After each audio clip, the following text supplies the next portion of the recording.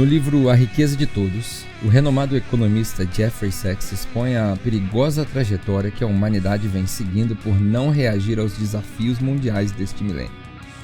São desafios negligenciados há vários anos e que prometem se agravar ainda mais à medida que a população global cresce exageradamente e aplica a tecnologia de forma pouco responsável.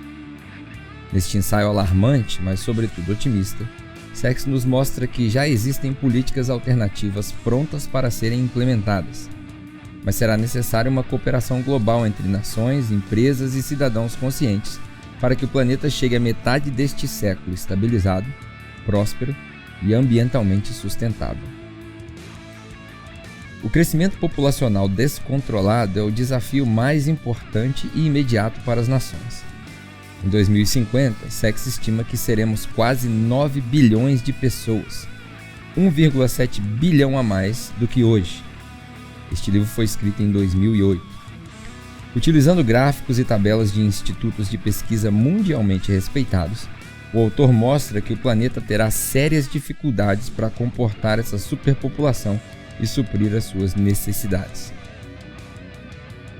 São aqui ilustrados os conflitos decorrentes do fenômeno da globalização nas grandes metrópoles do mundo, num cenário em que a maior parcela da população será urbana.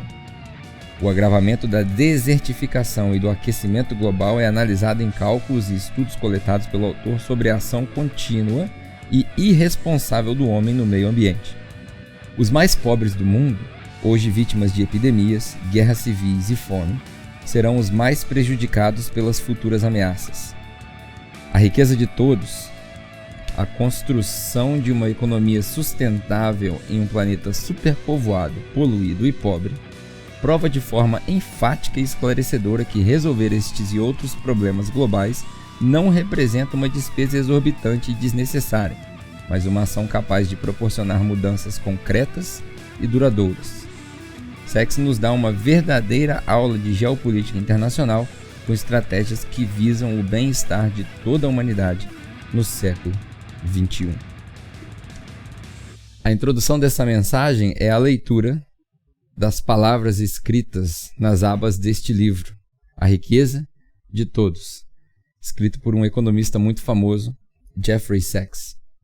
E no conteúdo desse livro ele aborda temas como a superpopulação, o acúmulo de riqueza, a exacerbante desigualdade socioeconômica, o mau tratamento que nós temos com os recursos do planeta e por aí vai.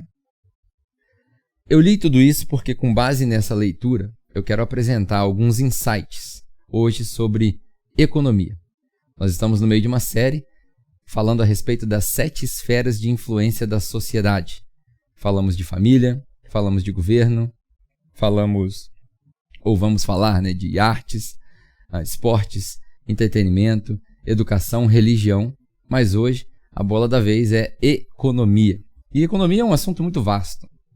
Eu podia tentar abordar aqui economia a partir das lentes da macroeconomia ou da microeconomia ou dos movimentos de mercado, as definições de economia, as implicações de um entendimento de economia, seja um sistema capitalista, um sistema socialista, um sistema comunista, um Estado mínimo, a economia de mercado aberto. Eu podia falar sobre todas essas coisas, a gente podia entrar numa aula de economia, eu podia discutir, por exemplo, definições de economia que andam alinhadas com o PIB, o Produto Interno Bruto de um país, e aí a gente define se a economia é bem sucedida a partir daquilo. Eu podia falar de economia de um ponto de vista mercadológico, onde a economia é definida pelo lucro.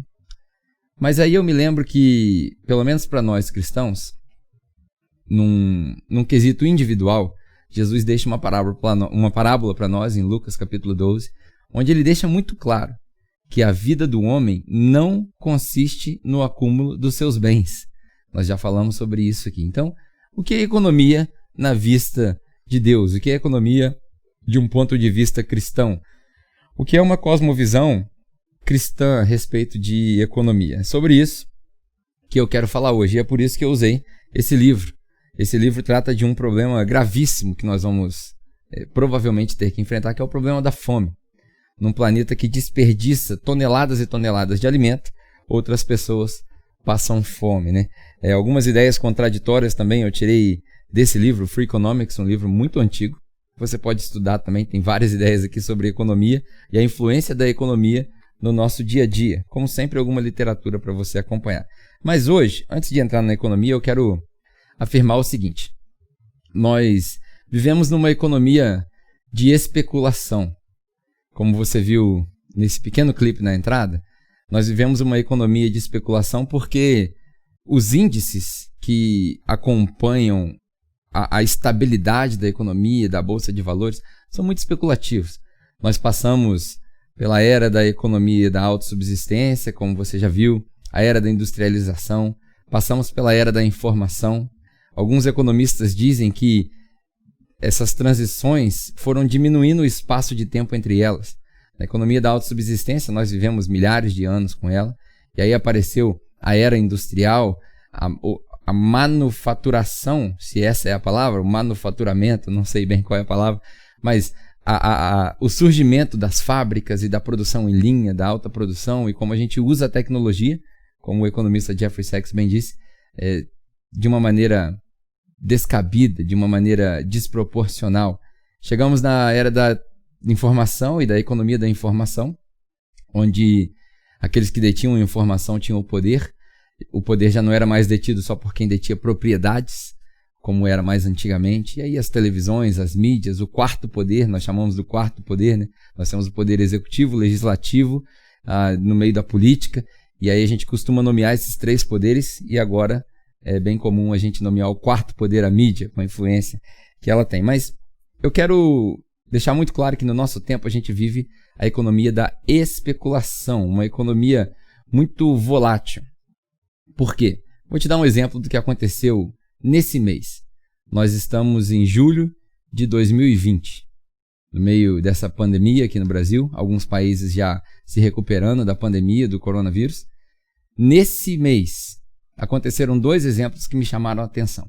O primeiro deles é o exemplo da capitalização de uma empresa chamada Tesla. A Tesla é uma empresa que fabrica carros elétricos.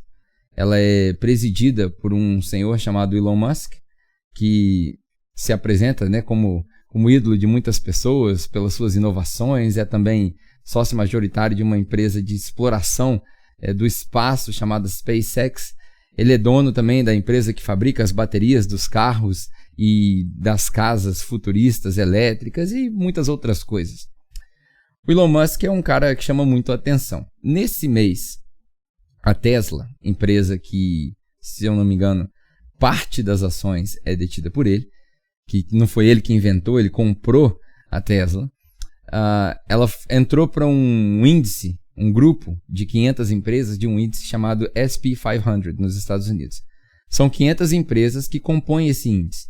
E aí ali são analisados inúmeros fatores, a liquidez da empresa, capitalização, faturamento, lucratividade, tamanho, presença, market share, um monte de coisa que eu particularmente não tenho autoridade para lhe explicar.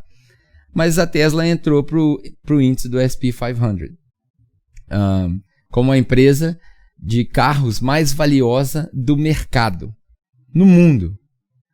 Talvez você não tenha noção da grandeza dessa fala, mas dentre as empresas que a Tesla deixou para trás estão a Toyota, Ford, General Motors, né, que aqui no Brasil é a Chevrolet, Nissan, todas essas marcas que nós conhecemos.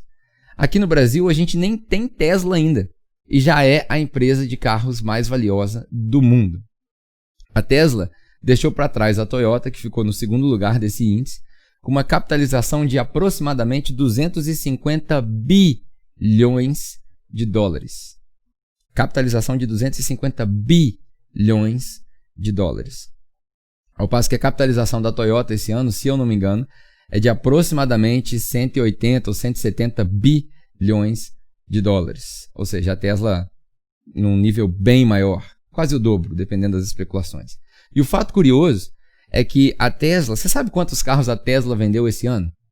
Praticamente nos Estados Unidos, na Europa e na Oceania. A Tesla não tem uma presença muito forte em outros países. A Tesla vendeu aproximadamente 30 mil unidades. Isso mesmo, 30 mil unidades do carro elétrico, do carro autônomo. Ao passo que nesse mesmo ano, a Toyota vendeu 360 mil unidades de carro. 10 vezes mais do que a Tesla. Por que então a Tesla se tornou a empresa de carros mais valiosa do mundo? Uma fórmula simples. Um mercado desejoso e faminto por resultados, muita especulação e um ícone chamado Elon Musk. Provavelmente você não sabe o nome do presidente da Toyota, da Ford, da General Motors, mas o Elon Musk faz sucesso por aí. Essa especulação toda gerou essa capitalização. Isso num ano onde nada é certo. Num ano onde todos os índices estão sendo lavados por água abaixo. Alguns especialistas em economia dizem que esse movimento da Tesla é arriscadíssimo. Outros dizem que essa é a hora de investir. As ações da Tesla valorizaram mais de 500% em 12 meses. 500% em 12 meses. Nesse tempo de incerteza, como pode? Quer ver um outro exemplo que eu gosto muito? É o exemplo de um jogador de futebol americano chamado Patrick Mahomes. Patrick Mahomes tem 2 anos de NFL. A NFL é a liga de futebol americano nos Estados Unidos. Esse é o 2º ano que ele joga por um time chamado Kansas City Chiefs. Eles foram campeões do Super Bowl, da final do futebol americano esse ano. E após esse campeonato, o Kansas City Chiefs assinou um contrato com Patrick Mahomes de, pasmem, eu tenho até que secar a boca para falar, 500 milhões, eu falei 500 bilhões é muito, 500 milhões de dólares. Apago 500 bilhões, 500 milhões de dólares. Ainda assim, é muita coisa. O que é 500 milhões? É meio bilhão. Por que eu estou dando ênfase nesse número? Porque o Patrick Mahomes, um jovem de 24 anos de idade, com 2 anos na liga profissional de futebol, assinou o maior contrato da história dos esportes no mundo. No mundo, o maior contrato na história dos esportes. Uma extensão de 10 anos de contrato, totalizando 12 anos de contrato para serem seguidos, $500 milhão. Num tempo onde a principal forma de renda da liga de futebol americano, a audiência nos estádios e os contratos de televisão estão todos quase que cancelados em função da pandemia e o novo normal da economia. Como? Eu te digo como. Especulação e oportunismo numa economia volátil. Essa é a economia que nós vivemos hoje. O padrão da economia, que era avaliado de acordo com os índices, com a reserva de minério, petróleo, dólar e por aí vai, hoje ele é muito instável. E nós vivemos nessa economia que ninguém sabe o dia de amanhã, né? Muitas pessoas investindo em mercados que são novos, criptomoedas e por aí vai. Eu não vou entrar nesse âmbito. Alguns estudiosos de economia, antes da gente passar para o nosso estudo, eles dizem que essa transição toda da economia vai fazendo a gente ficar mais egoísta, vai fazendo a gente prestar atenção mais no nosso próprio lucro, mais na nossa própria performance e menos nesse ecossistema chamado economia que atende a todos nós. Nós vivemos um padrão de economia que não serve para todo mundo, serve só para alguns. E como o Jeffrey Sachs bem diz nesse livro, né, na entrada do livro, a gente precisa de um padrão econômico que sirva o mundo todo. Não uma economia voltada só para o lucro, mas uma economia voltada para o bem de todos. Eu não estou defendendo aqui um sistema político ou econômico, estou defendendo uma economia, um padrão, um ecossistema, uma engrenagem que atenda a todos de maneira igual. E essa é a oportunidade que nós temos, nós como cristãos, estudando esse novo normal, tentando influenciar essa esfera de influência da sociedade, tentando servir essa esfera, nós temos a oportunidade de transformar a economia numa economia que serve a todos. Principalmente porque a gente vive numa época que a gente chama a época dos millennials, né? A época dos que nasceram depois de 1985. Esses representam uma geração que o maior medo deles é viver sem propósito. É daí que nasce a expressão a economia de propósito. Hoje, a maioria dos movimentos econômicos refletem um propósito. As marcas tentam apelar para o consumidor de uma maneira que represente um propósito de vida. As marcas tentam já não ter mais consumidores, nem clientes, elas têm fãs. Né? Quem é fã da Apple, por exemplo, que compra tudo da Apple, como eu fui escravizado pela Apple, a Apple não tem clientes, a Apple tem fãs. Mais um ano, mais uma vez, estamos aqui cobrindo o lançamento do iPhone aí na Sydney Apple Store. Agora faltam 2 minutos para a abertura da loja e essa situação aqui. A fila começa aqui, ó. Vamos ver o primeiro da fila. É esse aqui de branco, é o primeiro da fila. Do lado daquele que tem um chapéu muito estiloso. A mídia toda aqui transformando ele em uma pseudo-celebridade. E estamos aí andando. Deixa eu ver se ninguém vai me empurrar aqui esse ano. Ó, a fila vai para cá, tem vários brasileiros ali no cantinho da fila. Dobra aqui a esquininha que a gente já conhece. Aí, ó, estão contando aqui já a abertura. Olha lá.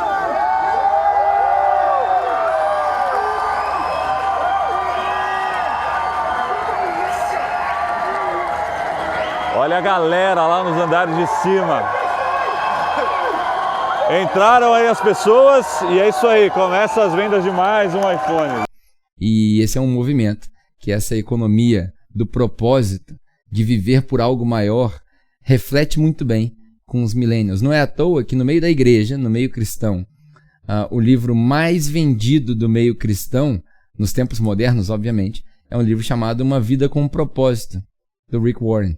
Até hoje esse livro vendeu aproximadamente 30 milhões de cópias. E é um livro que fala sobre vivermos com um propósito. A nossa geração já é uma geração que não trabalha mais só pelo salário. A maioria das pessoas da nossa geração tem pelo menos uma consciência, talvez não a realidade, mas a consciência de que o nosso trabalho não é um trabalho feito só para receber um salário. Se você que está me ouvindo trabalha em troco de um salário somente, você é um escravo. Porque se o salário é a recompensa do seu trabalho somente, você se tornou um escravo. O trabalho, pelo menos para a nossa geração, tem um significado maior, representa algo maior. E essa economia do propósito apela bem para a nossa geração. Essa economia do propósito é uma economia que tem o objetivo de talvez transformar o mundo. E nós temos essa oportunidade única. Eu particularmente acho que nós estamos vivendo na melhor era da cristandade. Nós vivemos toda essa pandemia, tudo isso causou um distúrbio na nossa fé, na nossa rotina. Os últimos tempos, talvez os últimos 150, 200 anos, nós tivemos tantas invenções, tantos progressos. E hoje, quando a gente olha para a nossa realidade, nós temos a oportunidade de transformar a maneira que a gente vive em todas essas esferas, principalmente na economia. A economia, ela, por ser uma esfera tão grande, tão abrangente, que se mistura com outras esferas, a economia se mistura com o governo, a economia se mistura com o entretenimento. Eu dei o exemplo aqui, por exemplo, do Patrick Mahomes, um cara que movimenta $500 bilhão. Ele é uma influência tanto no entretenimento, esportes, quanto na economia, quanto no governo, e por aí vai. São diversas tangentes que se cruzam. Eu preciso que você entenda isso. Nós, como cristãos, nós temos a oportunidade de transformar essa esfera e esse ecossistema para que nos próximos 30, 40, 50 anos, talvez 100 anos, nós tenhamos uma realidade diferente e uma economia que não visa só o lucro, mas que visa também o bem de todos. A definição da economia para quem não tem uma cosmovisão cristã talvez seja esse sistema que controla compra e venda e troca de mercadorias e serviços em benefício do cliente ou por aí vai. Mas a definição de economia para Deus talvez seja um pouco diferente, pelo menos na minha visão. E é isso que eu quero compartilhar com você hoje. Eu quero compartilhar essa maneira de transformar essa esfera a partir do serviço. E para isso eu quero ler 2 versículos. Como sempre, um versículo para aguçar a sua curiosidade e um outro versículo para tirarmos alguns princípios. Bom, o primeiro versículo que eu quero ler é o versículo de Atos, capítulo 20, versículo 35. Um versículo único e exclusivamente que eu quero ler para te ilustrar uma predisposição a respeito de economia. Diz assim: Em tudo que fiz, eu mostrei-lhes que, mediante trabalho árduo, devemos ajudar os fracos. Olha aqui que Paulo, ele lembra bem, como ele lembra em outras cartas, né, que ele deveria se lembrar dos pobres, que sempre foi uma predisposição dele. Ele lembra que a economia, ou pelo menos o trabalho dele, ele trabalhou duro para quê? Para ajudar os fracos. Lembrando as palavras do próprio Senhor Jesus, que disse: há maior felicidade em dar do que receber. Ou como nós conhecemos o ditado, é melhor dar do que receber. Você sabe que eu sempre me perguntei de onde que Paulo tirou isso, né? Em que parte dos evangelhos que estava escrito que Jesus falou que é melhor dar do que receber. Óbvio que ele deve ter dito isso de maneira indireta, e a gente consegue encontrar isso em várias passagens dos evangelhos de maneira indireta, mas não com as mesmas palavras. E eu sempre fiquei me perguntando de onde Paulo tirou isso.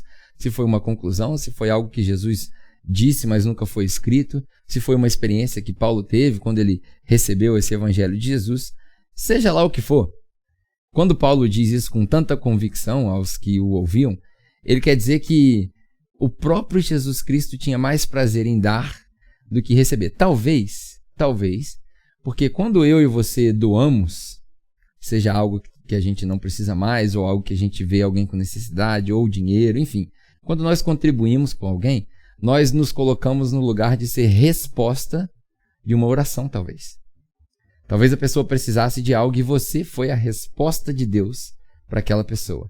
E se sentir uma resposta de Deus, traz um alívio no coração, um sentimento que é muito melhor do que ser o recipiente, talvez, de uma bênção financeira ou de uma ajuda dessa.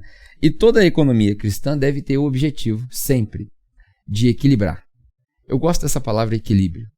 Equilíbrio, imagina uma balança. Uma balança, ela não equilibra colocando o peso só de um lado. Ela tenta igualar o peso dos dois lados. Se nós tivéssemos uma balança com vários pêndulos, o objetivo da economia é esse. É balancear para que todos sejam providos. É a frase que a gente sempre diz: se todos participarem de tudo, ninguém vai ter falta de nada. Nesse primeiro versículo, isso me chama muito a atenção, porque eu vejo uma atitude que não é muito comum no meio cristão. A gente decorou o versículo, a gente memorizou as palavras, mas não conseguiu encarnar essas palavras. O é melhor dar do que receber é muito mais comum no discurso do que na atitude dos cristãos. Se nós tivéssemos a prática do melhor dar do que receber, nós teríamos uma igreja muito mais generosa. Nós teríamos uma igreja, por exemplo, que abraçaria as causas sociais sem que a displicência do governo, como eu disse na mensagem passada, fosse um obstáculo. Nós teríamos uma igreja, por exemplo, que não se conformaria com uma cidade com órfãos. Uma cidade com órfãos, ela aponta também para uma igreja mal intencionada ou mal instruída. Porque tantos pais ou tantas famílias que não conseguem ter filhos podiam ser instrumentos de bênção para essas crianças que estão abandonadas. O sistema é muito complicado, é muito atrasado. Eu sei por experiência própria. Mas como eu disse também na mensagem passada sobre o governo, o nosso objetivo é colaborar. Não é só terceirizar, é colaborar. Agora, o segundo versículo que eu quero compartilhar com você é um versículo que está na primeira carta de Paulo a Timóteo, no 6º capítulo. É o final da carta, onde ele dá uma instrução para os ricos. E veja bem, a instrução que ele dá para os ricos é para mim e para você. Agora, antes de entrar nesse versículo, esse versículo tem algumas características individuais, algumas características para o indivíduo cristão. Porque a mudança da macroeconomia começa com a mudança da autoeconomia e passa pela microeconomia. Não adianta a gente reclamar que o governo não faz nada se nós não fazemos nada. Como eu disse também na mensagem passada, o governo e os governantes são apenas caricaturas do povo. Portanto, nós precisamos causar a mudança. E antes de ler 1 Timóteo, eu quero abrir meu coração com você. Eu tive muita vontade mesmo, de nessa mensagem explorar o 8º e o 9º capítulo da segunda carta que Paulo escreveu para os Coríntios. É uma carta que fala sobre diversos assuntos. Alguns teólogos dizem que é a carta mais densa, porque trata de vários assuntos, é difícil de entender a lógica de Paulo. Mas nesses 2 capítulos ele fala sobre generosidade pessoal. Ele fala sobre dinheiro. Ele fala sobre como nós devemos contribuir. E ele dá o exemplo dos macedônios que contribuíram na falta. Eu vejo muita gente hoje que, para te falar a verdade, tem dinheiro guardado, vive uma vida estável financeiramente falando, mas continua dando a desculpa de que está apertado. Eu convivo com pessoas que não sabem definir as suas prioridades, que, enfim, gastam dinheiro com coisas que não precisa gastar, e eu me senti muito, muito inclinado a usar essa mensagem para descontar, para vomitar em você, para vomitar em quem assiste, porque está na hora da igreja acordar. Nesse tempo, nós fomos privilegiados, graças ao bom Pai, e por alguma razão milagrosa, nós tivemos abundância de recursos e conseguimos continuar mantendo as nossas contas. Mas eu tenho vários amigos que são pastores que fecharam as suas igrejas, porque não houve contribuição, porque o povo não entendia o que é a igreja. Eles continuam achando que a igreja é um prédio, e se ele não usufrui do prédio, ele não paga. Nós somos egoístas, nós somos mesquinhos. Paulo fala no 9º capítulo dessa 2ª carta aos Coríntios o seguinte: cada um contribua de acordo com o que decidiu no seu coração, e infelizmente a maioria dos cristãos decide contribuir com nada. Numa realidade como a nossa, onde a gente aboliu a linguagem que usa a palavra dízimo, a maioria das pessoas que carregam uma bagagem de outras igrejas entende com isso que não precisa contribuir com nada. E aí por isso se tornam avarentos. E não existe cristão avarento. Porque o primeiro órgão do corpo que se converte na experiência da conversão é o órgão chamado bolso. Tem muito cristão que não se converteu porque não se desapegou do dinheiro. Então eu me senti muito inclinado a explorar esse versículo. Eu queria muito explorar esse versículo, mas sabe o que eu vou fazer? Eu resolvi pular ele. Eu resolvi confiar ao Espírito Santo e a Deus todo o resto que eu não falei aqui, porque eu acabei falando algumas coisas, para que Ele fale ao seu coração, para que você entenda o seu papel nessa esfera da economia, seja com as suas economias, com a sua poupança, com a sua estratégia financeira na sua casa, com a sua colaboração com a igreja, com outros órgãos, para que o Espírito Santo fale com você, para que você tenha uma experiência com Ele e entenda de uma vez por todas, porque a explicação do universo gospel já não funciona mais. Ninguém absorve mais essa explicação. Então eu vou pular esse texto, mas eu quero te recomendar que você medite na sua casa durante essa semana. 2 Coríntios, capítulo 8 e capítulo 9. Se ajoelhe aí diante das Escrituras e leia, para você poder entender o que significa generosidade e esse entendimento de economia aos olhos cristãos. Mas o texto que eu quero compartilhar e extrair alguns princípios é o texto de 1 Timóteo, no capítulo 6, uma recomendação aos ricos, do versículo 17 ao versículo 19. São dois versículos. E os ricos aqui não são os milionários. Rico aqui não tem a ver com dinheiro. Rico aqui tem a ver com aquele que tem o suficiente. Rico é aquele que tem uma casa para dormir, uma casa para morar, uma cama para dormir. Alguns têm até carro. Você consegue imaginar que no Brasil, num país onde o salário mínimo gira em torno de talvez 11, 12, 13 mil reais no ano, que você que está me assistindo, se você tem um carro popular que custa aproximadamente 30, 40 mil reais, você tem na sua garagem um objeto de utilização que é equivalente a 4 ou 5 anos do salário de alguém. Você tem noção disso? Porque a maioria do público que está me assistindo aqui é um público abonado. Se você está me assistindo na internet, você tem noção que os 100 reais, 150 reais que você paga de internet na sua casa talvez seja o suficiente para sustentar a comida de uma família que come mal, obviamente, mas que come miojo todos os dias à noite, quando come, porque a família é pobre, as crianças não têm acesso, e esses 150 reais de internet pagam o sustento de uma família? Eu não estou falando isso para te fazer sentir mal, não, porque há um desequilíbrio na nossa sociedade. Eu quero que você desperte para a consciência o que você está fazendo com as riquezas que Deus te deu. É a parábola dos talentos exagerada no aspecto só do dinheiro. Para um, Deus deu um tanto, para outros, Deus deu um tanto, e alguns enterraram, outros multiplicaram. O que você está fazendo com os recursos que Deus te deu? Essa ordem é para esses ricos. Eu deixei aqui no fundo de propósito, você deve ter notado, tem um gráfico rodando aqui.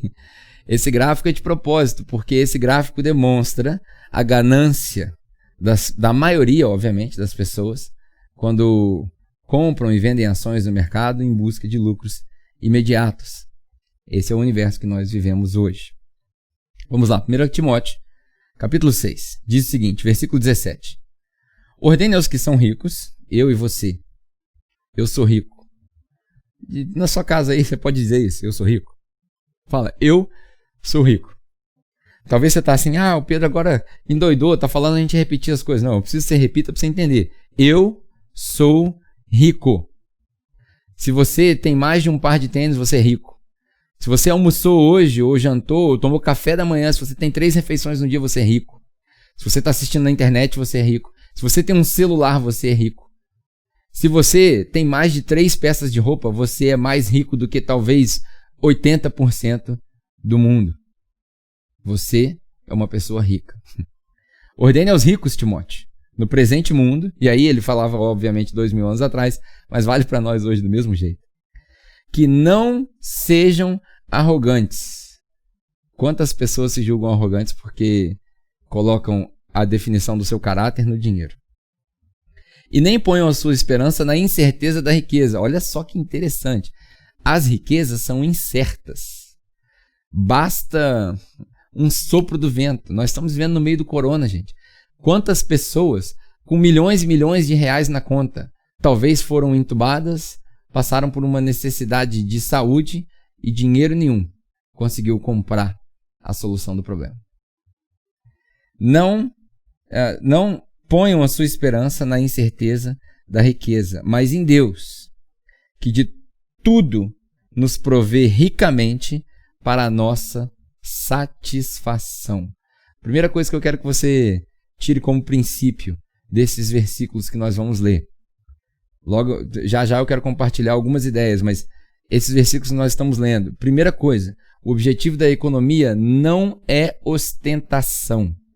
O objetivo da economia é satisfação.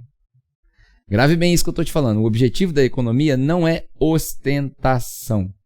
O objetivo da economia é satisfação.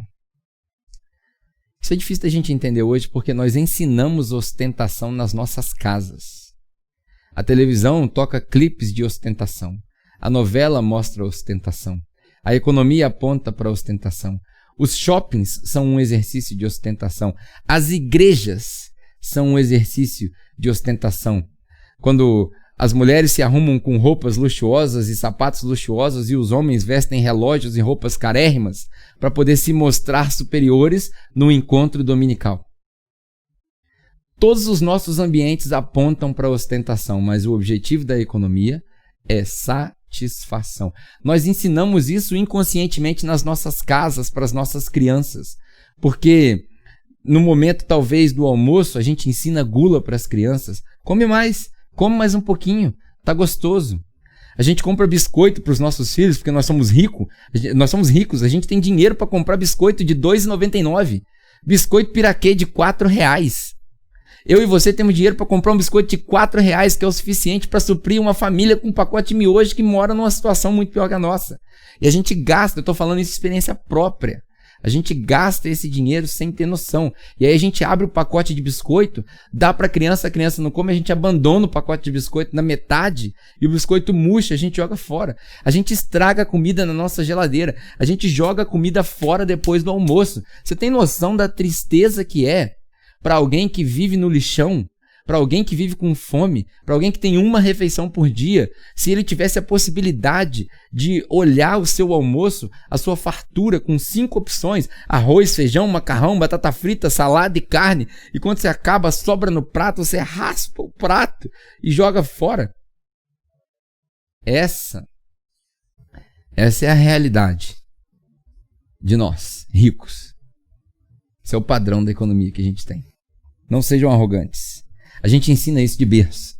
E a gente precisa começar a ensinar o contrário. Economia é para satisfação.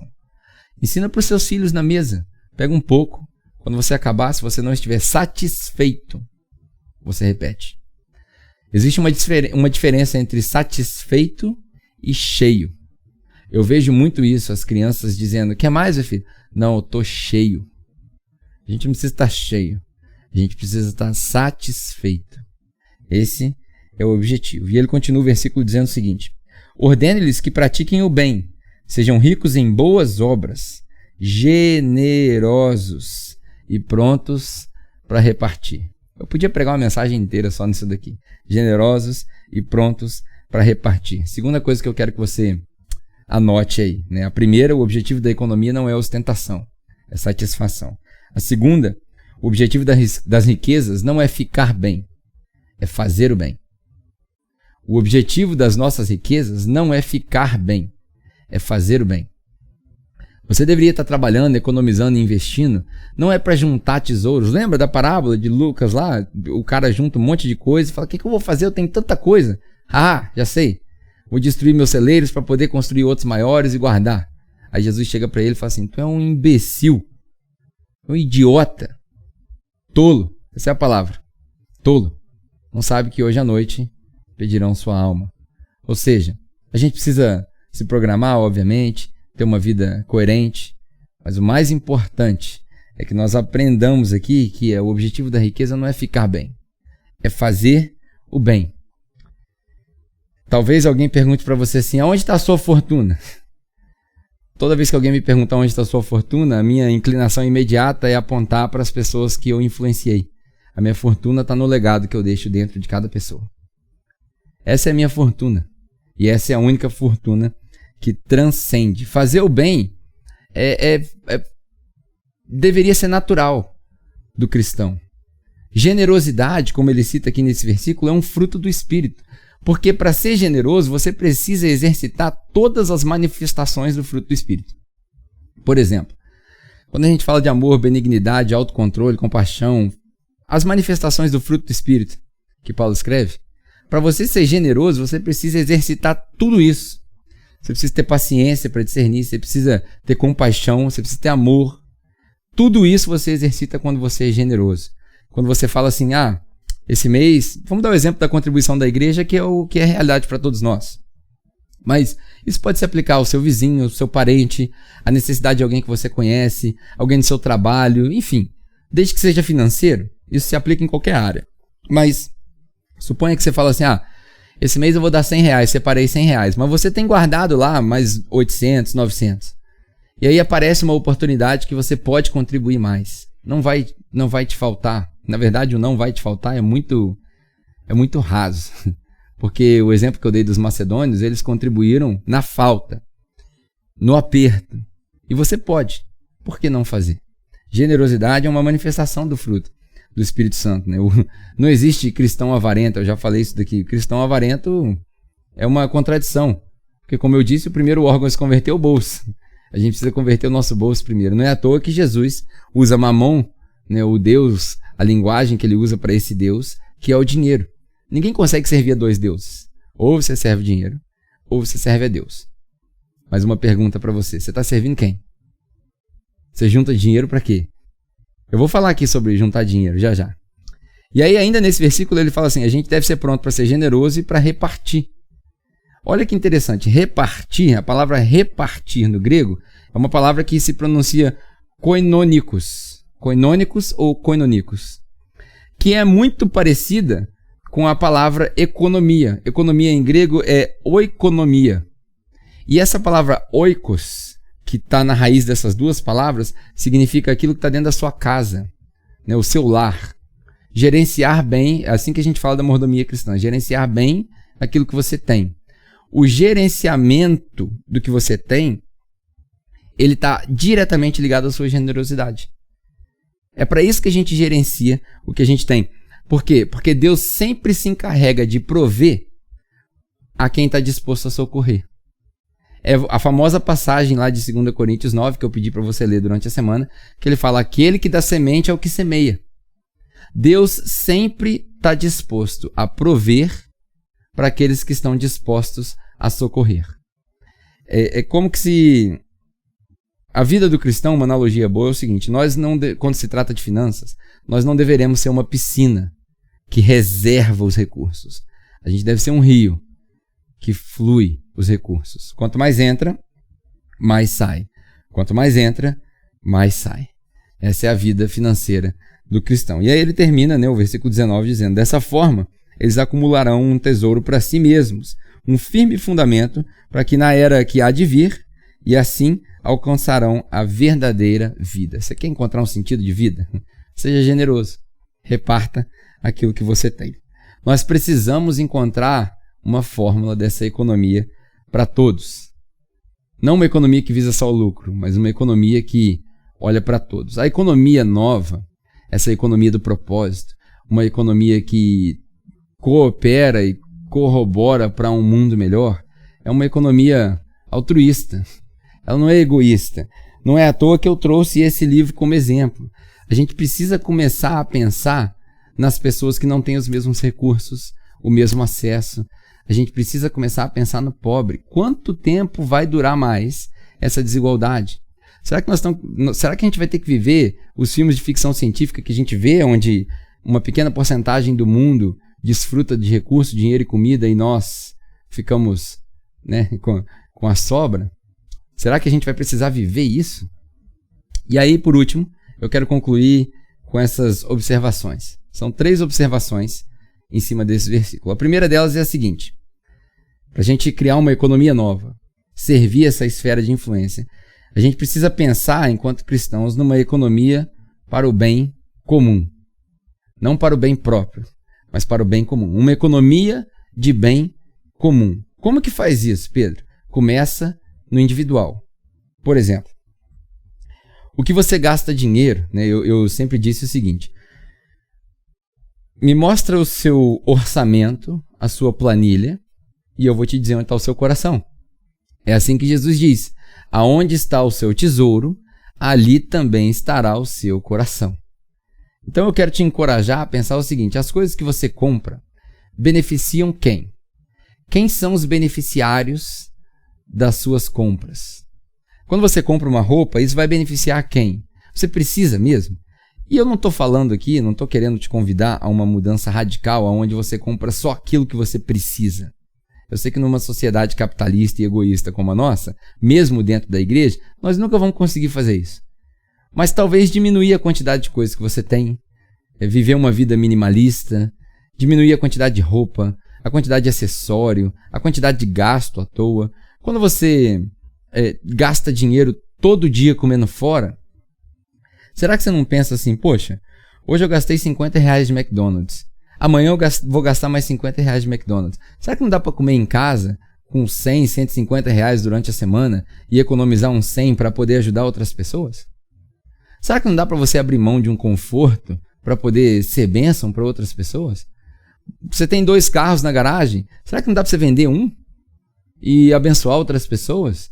Eu conheço pessoas que têm carro de R$150 mil. Será que não dá para você vender o seu carro de R$150 mil, comprar um carro confortável para sua família de 60, 70 mil, e os outros 70 mil comprar uns 3 carros um pouquinho menos confortável talvez, mas que serve o irmão que está andando de bicicleta?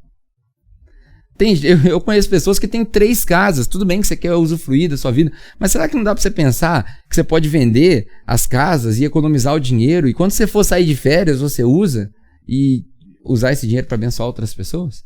Essa é a primeira colocação. Uma economia para o bem comum e não para o bem próprio.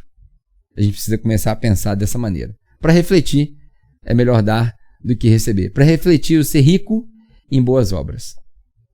Segunda observação que eu quero fazer para a gente terminar é o seguinte: nós precisamos de uma economia inteligente e sustentável. Nós precisamos desenvolver uma economia inteligente e sustentável. Eu vou dizer para você que isso nunca foi pensado na história da humanidade. Durante essa semana, eu estudei alguns modelos de economia. Na Europa, por exemplo, eles estão começando, sendo pioneiros em alguns modelos de economia que forçam as empresas a adotarem alguns índices que não são só sobre lucratividade. Índices como fazer o bem à comunidade, distribuição de lucro entre os empregados, colaboração da empresa, o setor privado com o setor governamental. E essas empresas elas precisam passar por esse crivo para que elas sejam aprovadas a funcionar na economia desses países. Alguns países europeus já estão fazendo isso, estão testando essa nova economia. A minha esperança é que isso se espalhe. Mas e agora? Aqui, como que nós estamos redimindo a nossa economia? Isso aqui é um exemplo interessante. A gente precisa aprender, principalmente na igreja, o que é uma economia inteligente e sustentável. Eu vou te dar um exemplo básico, bem básico. Suponha que você tem R$1 milhão na conta, né? Aleluia, glória a Deus.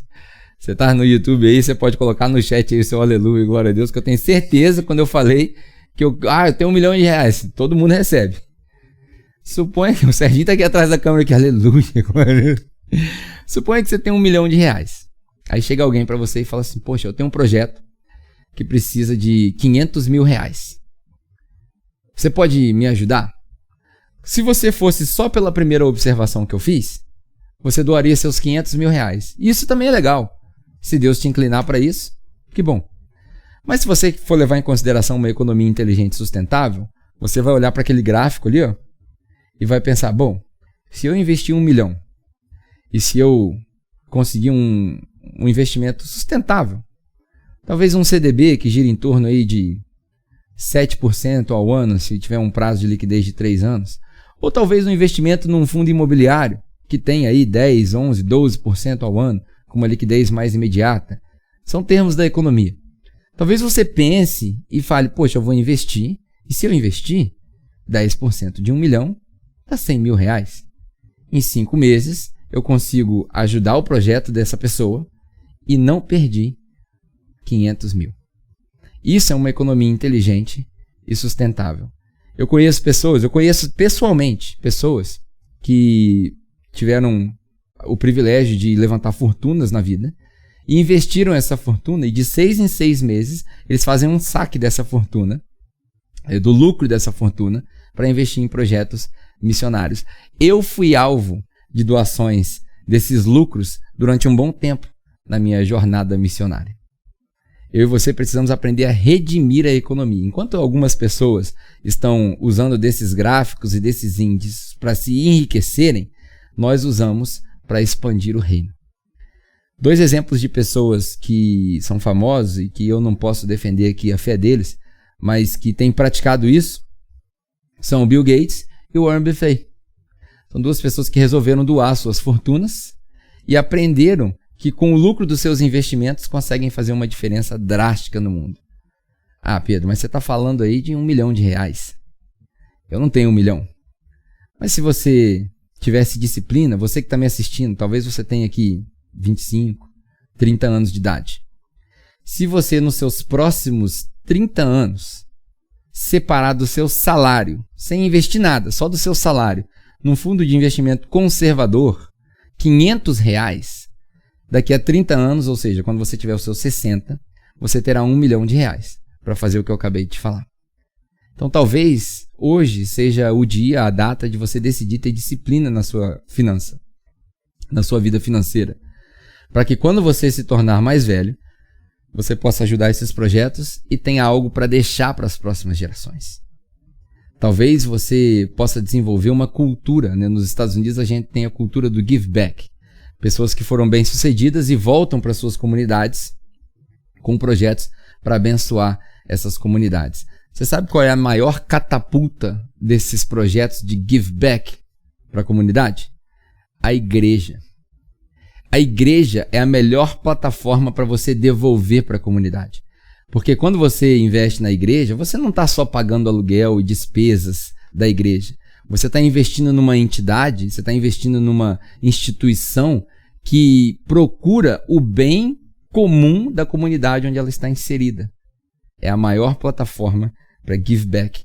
Segundo, nós precisamos de uma economia inteligente e sustentável. Ela precisa se sustentar.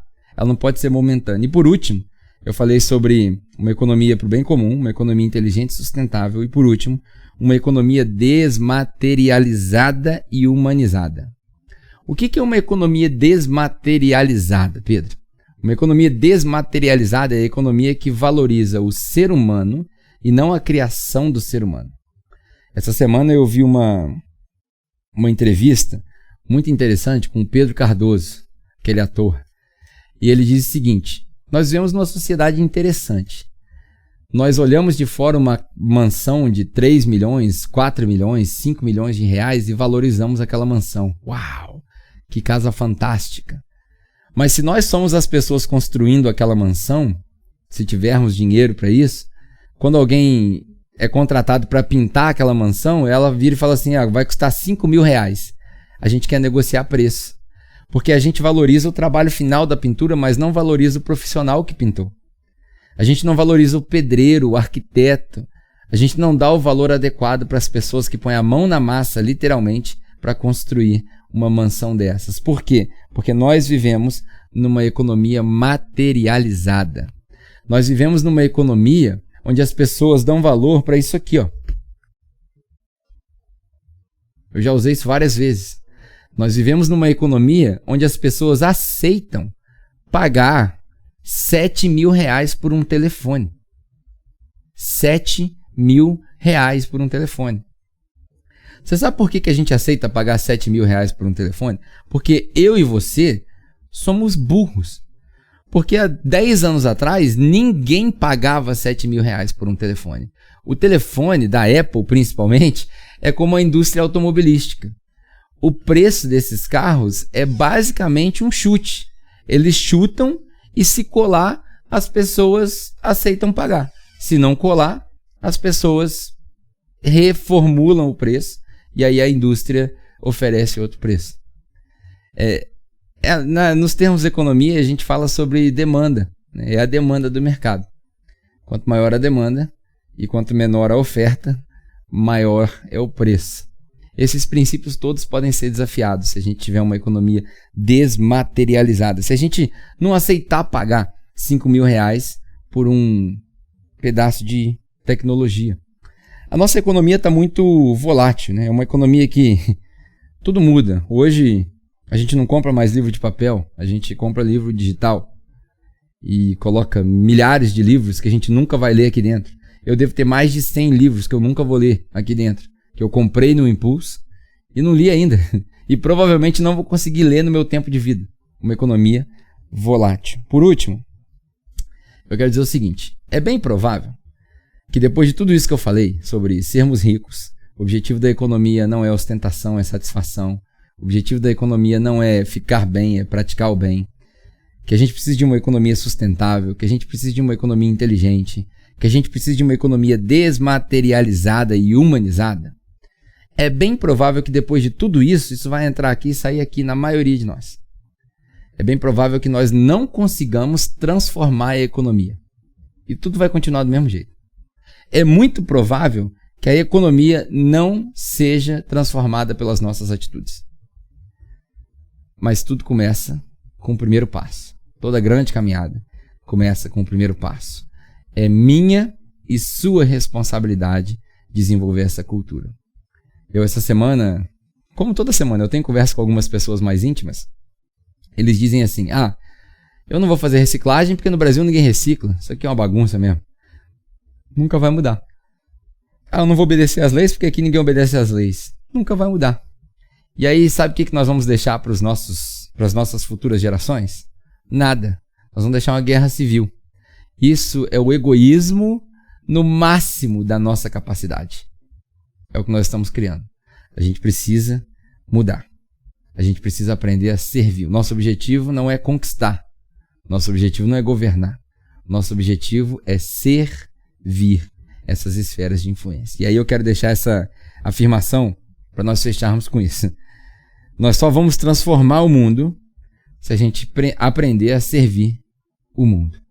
O mundo vai ser transformado por essa atitude de serviço. Em inglês a gente tem uma expressão que é o servolution. Muitas igrejas usam isso para lembrar as pessoas sobre o serviço social, o auxílio à comunidade. Servolution. Em português, uma tradução mais simplória disso pode ser a servolução. Servolução. Um trocadilho de palavras, né?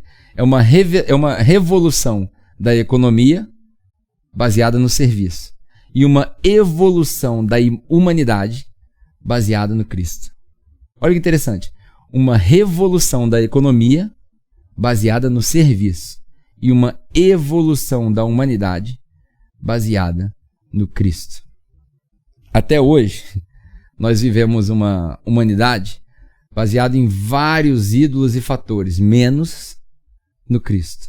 O meu convite para você nessa série e nessa mensagem, nós estamos praticamente no meio dessa série, é começar a ponderar quem é o seu modelo, quem te inspira. Ah, mas eu não sou cristão, Pedro, eu não congrego em nenhuma igreja, eu não sou da fé. Tá, olhe para Jesus como um exemplo.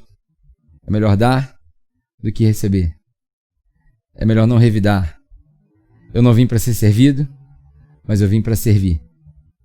Eu não vim para condenar, mas eu vim para salvar.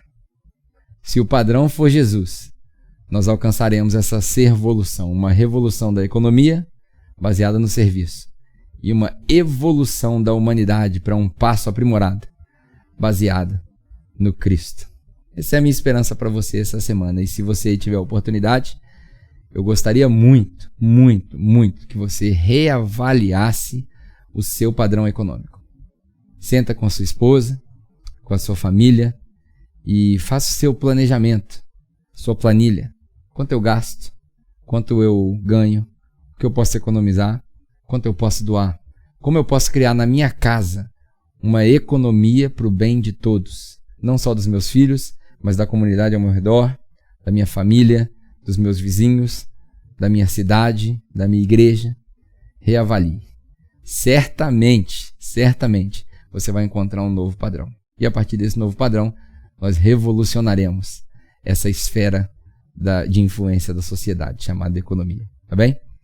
Minha oração por você é que você seja desapegado do dinheiro, porque esse é o fator que dirige a nossa economia. Eu quero fazer uma oração breve contigo e logo depois dessa oração quero chamar a atenção para algumas coisas que nós sempre chamamos a atenção. Hoje, em específico, eu quero falar sobre dinheiro também. Então já vou te avisar, não desligue, porque eu quero falar a respeito do seu dinheiro logo depois dessa oração. Mas por hora eu quero orar por você.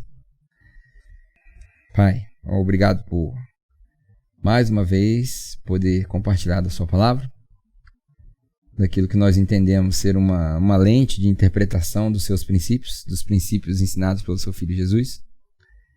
E obrigado porque o Senhor pode nos manter com o coração aberto para aprendermos a redimir essa cultura, a redimir essa ideia, a redimir essa esfera de influência da sociedade. A minha oração pelos meus irmãos, Pai, é que nós sejamos desapegados do dinheiro, desapegados da matéria, desapegados das posses. Que o Senhor toque no nosso coração a ponto de que nós nos tornemos pessoas literalmente, servos do seu reino nessa esfera também. Para que todos nós, ricos, sejamos tocados a ponto de sermos inconformados com uma economia desequilibrada e que a partir de nós tenhamos a disposição e a vontade de contribuir com o próximo, com o desequilíbrio, com a desigualdade entre os nossos irmãos, cooperando com aquilo que nós temos e às vezes até com aquilo que nós não temos. Pai, faz da nossa igreja um exemplo de generosidade. A minha oração é que nós sejamos um exemplo de generosidade enquanto instituição, onde todos os nossos fundos são bem investidos para suprir a necessidade dos nossos irmãos e da comunidade ao nosso redor, mas também enquanto indivíduos, que a economia de cada lar representado aqui na audiência do YouTube e das pessoas que vão assistir depois, seja onde for, seja uma economia preocupada com o bem comum, uma economia inteligente e sustentável e uma economia humanizada a partir do padrão do Cristo. Que a oração de cada um que me assiste e que me ouve, Pai, seja sempre o que eu faço com o que o Senhor me deu e não o que eu faço com o que sobrou. Que o Senhor direcione a gestão financeira de cada um de nós. Em nome de Jesus. Amém. Amém. Bom, é isso. Eu espero que você tenha sido abençoado por essa mensagem. É uma mensagem difícil para eu pregar. Eu detesto falar sobre dinheiro, mas eu acredito ser necessário, principalmente nessa série sobre as esferas de influência. Eu, particularmente, acredito que se nós não aprendermos a sermos cristãos a partir dessa série, a gente não aprende mais não. Aí essa semana eu brinquei com as pessoas e falei, se a gente não aprender a ser cristão nessa série, eu desisto, transformo a capela numa igreja batista, vou pregar Malaquias 3:10 e chega, não quero mais nada. Óbvio que é uma brincadeira, mas esse é o meu sentimento. E uma das coisas que a gente precisa aprender, eu falo sobre isso toda semana, nós estamos tendo um sucesso bem legal com isso, que é a questão dos grupos de conexão. Para que a gente seja igreja, para que a gente possa exercitar o ser igreja, a gente precisa de pessoas ao nosso lado. Não tem como fazer isso sozinho, não tem como ser igreja sozinho. E sinceramente, cara, você absorver as informações aqui do YouTube e assistir é legal. Posso te falar a verdade? Quanto mais gente tem assistindo no YouTube, mais inflado fica o meu ego. Eu, como pastor da igreja, como pregador, você acha que eu não gosto de aparecer na telinha e de ver lá 100 pessoas assistindo? Claro que eu gosto. Você acha que eu não fico pensando, poxa, um dia vai ter 5.000 pessoas assistindo? Claro que eu fico. Quanto mais pessoas assistindo, mais infla o meu ego. Quanto mais pessoas assistindo, mais longe vai a nossa mensagem. Só que nada disso faz diferença nenhuma na vida das pessoas. Sabe por quê? Porque o máximo que eu faço aqui na tela é impressionar alguém. E quem impressiona é palhaço de circo, é malabarista. Eu não quero ser palhaço nem malabarista. Sabe o que eu quero? Eu quero influenciar a sua vida. Eu quero mexer na sua vida de tal maneira que você fale assim, cara, a minha vida era uma antes de conhecer o Pedro e outra depois de conhecer o Pedro. Eu gosto de dizer para as pessoas o seguinte, o que você quer escrito na acho que é lápide que fala, né, no seu túmulo? Eu quero que esteja escrito no meu túmulo o seguinte, esse cara me mostrou Jesus. E eu só vou conseguir te mostrar Jesus quando você se abrir com as pessoas ao seu redor. Quando você chorar com as pessoas ao seu redor pelas suas dores. Quando você rir e comemorar as suas vitórias. Quando você for discipulado. O discipulado não tem a ver com audiência nem consumo de informação. Discipulado tem a ver com consertar as nossas atitudes diárias. É um espelho. E você só vai conseguir influenciar e discipular alguém e ser influenciado e discipulado de perto. Você está muito longe, eu não consigo te tocar aqui, ó. Eu até posso fazer aquela sacanagem de pedir para você colocar um copo de água em cima da televisão, que é uma palhaçada também. Mas não vou fazer isso, não tem nada a ver um negócio com o outro. Então eu preciso que, se você quiser ser igreja, se você quiser aprender o evangelho, se você estiver disposto a viver essa vida com Jesus mesmo, você precisa participar de um grupo de conexão. Pô, Pedro, você tá me fazendo pressão. Tô. E se você não aguentar pressão, tem um monte de igreja que você pode procurar pra você ficar só assistindo. Mas você não vai aprender nada, sua vida não vai ser transformada e eu arrisco dizer que você não conheceu Jesus. Então essa é a primeira. E a segunda, essa semana eu tava pensando e a gente tá passando por uma fase, né? A segunda tem a ver com dinheiro. Segura aí que eu vou falar sobre dinheiro, agora eu vou apertar um pouco. A gente tá passando por uma fase nesse novo normal, nessa transição da economia, que a gente tá desaprendendo a ser cristão enquanto às nossas finanças. Porque até então a gente tinha um amuleto, né? um objeto místico chamado culto. A gente ia pro culto, aí lá no culto, sentado na cadeira, na hora do dízimo e das ofertas, que a irmã pediu oportunidade e cantava desafinado, a música fora do tom e passava o baldinho, a gente colocava o dinheiro lá. Essa economia acabou, cara. Esse modelo acabou. Isso não existe.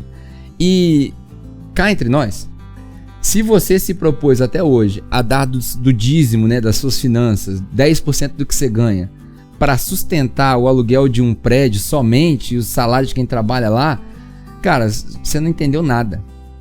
Sabe qual que é o versículo-chave para você que fazia isso todo domingo? É aquele versículo famoso assim, ó, trazei todos os dízimos à casa do tesouro e testai-me nessas coisas para ver se eu não vou abrir as janelas do céu e tal. É um versículo descontextualizado, não é para você e nem para mim, não tem aplicação nenhuma no nosso tempo, porque não tem levita, não tem sacrifício, e a maioria dos pastores que usa Malaquias 3:10 para te pedir dízimo, ainda rouba o seu dinheiro, como os caras de Malaquias 3:10, porque ele não faz com o dízimo que era para fazer, que é para distribuir para os pobres e para queimar nos festivais. Fica só para manutenção do templo. Então, se Deus é dono da igreja, Deus que cuide da manutenção da igreja. E a manutenção da igreja não é só pagar aluguel. Pagar aluguel é uma obrigação da instituição que nós criamos, nós. A igreja do Cristo, o corpo do Cristo, tem a ver com suprir a necessidade, tem a ver com espalhar o evangelho, tem a ver com dar suporte. Olha só, eu detesto falar sobre isso, mas eu vou me colocar nesse meio. A igreja do Cristo, ela se propõe a bancar o tempo e os recursos daqueles que se dispõem a pregar o evangelho. Tô te falando isso porque eu preciso do seu dinheiro? Não, cara, eu sou um cara rico. Eu, graças a Deus, eu sou privilegiado o suficiente para me preparar estrategicamente. Mas talvez você esteja assistindo aí, você participa de outra igreja, né? E o seu pastor tá passando fome, cara. Por quê? Porque você não contribui com ele. Não é o meu caso, tá? Graças a Deus. Aqui na capela a gente tem um entendimento diferente. Mas e se um dia a gente tiver várias capelas? Nós precisamos pagar o sustento daqueles que trabalham e labutam no evangelho. Isso é bíblico e é neotestamentário, porque o Antigo Testamento já perdeu a maioria dos seus princípios para nós. Então eu quero falar com você o seguinte: você tem duas opções. Você tem a opção de ser um crente Malaquias 3:10. Crente Malaquias 3:10 é o seguinte: dá 10% porque você tem medo de gastar, você tem medo do devorador, você tem medo de que Deus vai ficar com raiva de você, você tem medo de um monte de coisa, você paga dízimo atrasado. Essa é uma categoria de crente. Cara, fica à vontade se você quiser essa categoria de crente. Eu acho que você não vai durar aqui na capela, não vai. Ou você pode ser a segunda categoria de crente. A segunda categoria de crente é o seguinte: você dá o quanto você quiser. Se você quiser. Você dá o quanto você quiser, se você quiser. Essa é o mandamento de Paulo. Mas você sabe por que Paulo falou isso? Porque ele sabia que o povo era ruim de contribuir. O padrão é esse, cara. Você dá se você quiser. Porque se você entendeu, você contribui.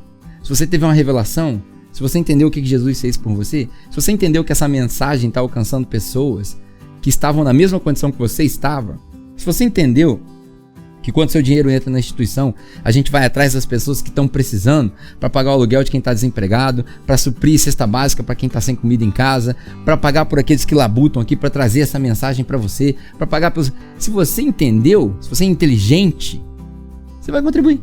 Simples assim. Então não tem birra. Eu não tô com raiva, só tô querendo te despertar. Se você quiser ser o crente Malaquias 3:10, fica à vontade, mas você não vai experimentar nada de novo. Você vai ficar na mesma ladainha de sempre. Ou você pode ser o crente do Novo Testamento, de 2 Coríntios, capítulo 8 e 9, que eu falei para vocês lerem e refletirem. O meu convite para você é o seguinte: leia Malaquias e leia 2 Coríntios. Pese na balança e reflita.